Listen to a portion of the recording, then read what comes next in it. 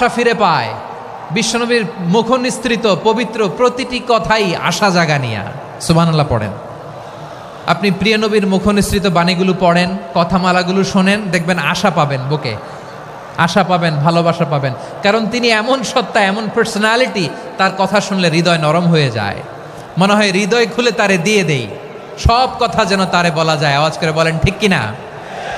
সে কোন বন্ধু বলো বেশি বিশ্বস্ত,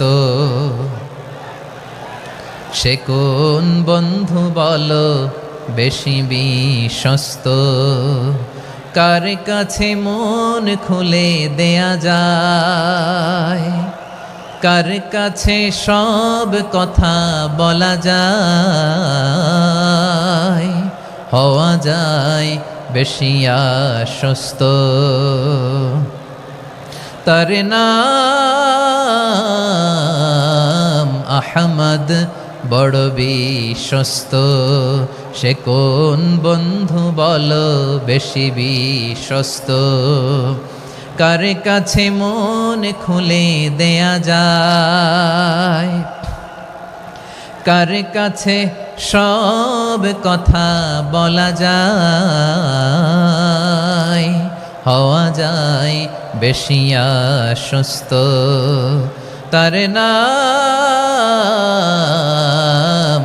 আহমদ, বেশি বিশ্বস্ত।